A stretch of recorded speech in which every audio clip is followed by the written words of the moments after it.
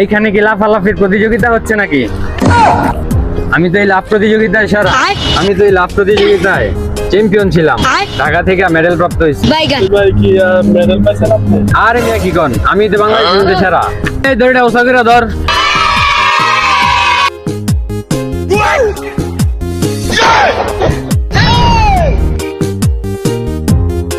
থেকে বড় হাই জাম্পি আমি দিতে পারি, এর জন্য কোনো ব্যাপারই না। কদম দেখা দে। সাগর আরো সাগর সাগর।